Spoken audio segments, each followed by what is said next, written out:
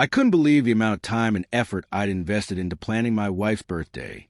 From the very beginning, it was my idea. Every detail, every cent spent, every late-night brainstorming session. It was all for her. I wanted the night to be perfect for the woman I had been married to for 4 years, the one I had built my life around. The venue was incredible, a rooftop downtown, with a breathtaking view of the city skyline. I had gone all out, arranging for a 5-layer cake blending her 2 favorite flavors, chocolate and vanilla, and even a champagne tower. The glasses were stacked high, glimmering in the lights, just like something you'd see in a movie. I'd paid extra to have fairy lights strung up and even had exotic flowers flown in from around the world. Flowers she'd always dreamed of having in her bouquet. It cost a fortune, but I didn't care. This night was supposed to be about making her feel like the star of the show. I stood there in my finest suit, watching her mingle with our 60 guests, family, friends, people we'd known for years. She looked stunning in the dress we'd picked out months earlier, her hair shimmering under the lights. I was proud, although exhausted. This was what marriage was about, right? Making her happy. But then she grabbed the microphone. I expected a heartfelt speech or a thank you for everything I'd done. Instead, she raised her glass and began speaking about Damon Rivera. She called him her guiding light and talked about how he had been there for her through the hardest times. I stood frozen, a smile still on my face, but inside I felt everything shift. Damon, her colleague, the one she mentioned a few times, always casually, as if it meant nothing. Now, standing there, I felt a knot form in my chest. I forced myself to breathe, hoping she'd mention me next. But no. Instead, she turned to me with a small smirk, as if she was about to make a joke. She handed me a small gift bag. "For you, honey," she said, her tone playful. People laughed, thinking it was cute. I opened the bag, expecting a small gift, maybe a tie or a watch, but instead, inside was a black T-shirt, a designer brand folded neatly.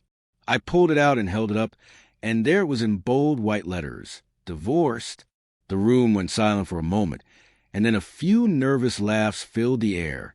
She grinned, as if she had just cracked the funniest joke ever, like she had won some sort of comedy award. My hands trembled as I stared at the word divorce on the shirt. After years of marriage, all the sacrifices, sleepless nights, paying bills, and planning things like this was how she chose to celebrate. My throat burned. I could feel every pair of eyes on me, waiting for my reaction. I could have screamed. I could have thrown the shirt back at her and stormed out, but I didn't. Instead, I laid the gift bag down on the table and pulled out the Cartier bracelet I had bought, her real birthday gift. It was gold, elegant, and expensive, something I had saved up for because I knew she would love it. I placed it on the table next to the cake, where everyone could see it, and walked away without saying a word. The cold night air hit my face as I stepped outside, sharp and biting. But I didn't stop. The sound of the party faded behind me. The hum of conversation, the clinking of glasses, the buzz of confusion. My shoes clicked against the pavement, each step louder in my mind. My heart pounded so hard it felt like it might break my ribs. I didn't know where I was going, but I knew one thing. I wasn't going back. Not for her. Not for anyone. That T-shirt wasn't a joke. It was a declaration. And I wasn't about to stand there pretending everything was fine. To grieve over her? I had put everything into building my own life recently. Work, managing Sasha and Omar's startup, and I felt stronger than I had in years. If she was falling apart, that was on her. Mark texted me an hour later. Damon quit. She's scrambling at work. Damon, her so-called guiding light. I didn't know the details, and neither did Mark, but I could see what was happening.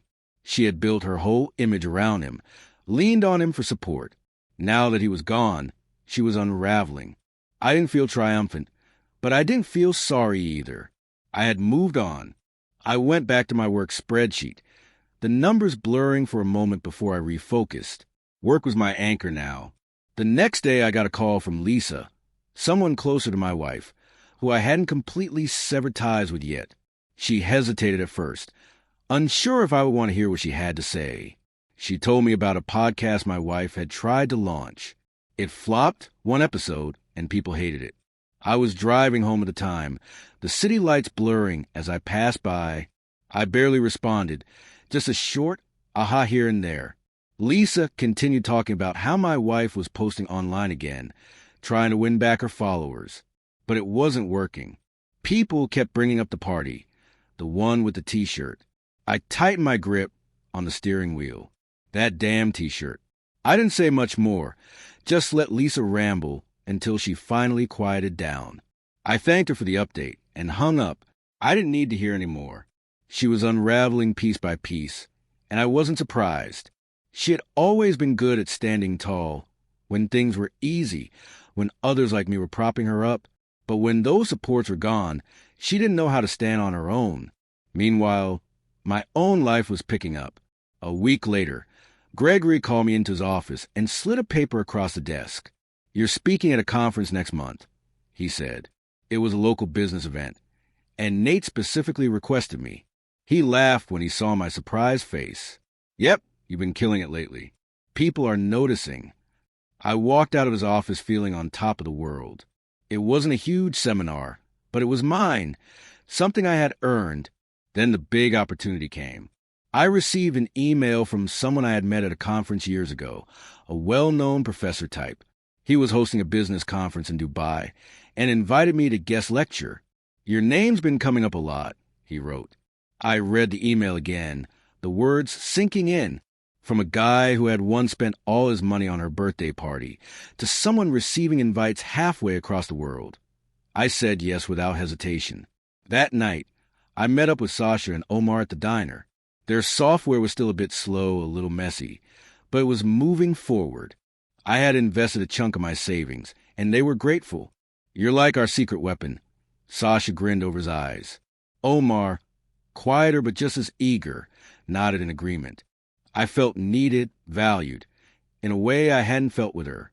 Back at my apartment, I pinned the Dubai conference invitation to my vision board, next to my dreams of Thailand and the house sketch I had been working on. Running kept me grounded. Every morning I hit the pavement, my breath fogging in the cool air. I was up to 6 miles now, my body leaner, my mind clearer. She was fading, her job, her podcast, her online following, all slipping away. Meanwhile, I was on the rise. Seminars, lectures, startups. The world that had once revolved around her was now turning toward me, and I wasn't looking back. I didn't hate her. I didn't think about her all that much. But knowing she was struggling while I was climbing, that felt like justice.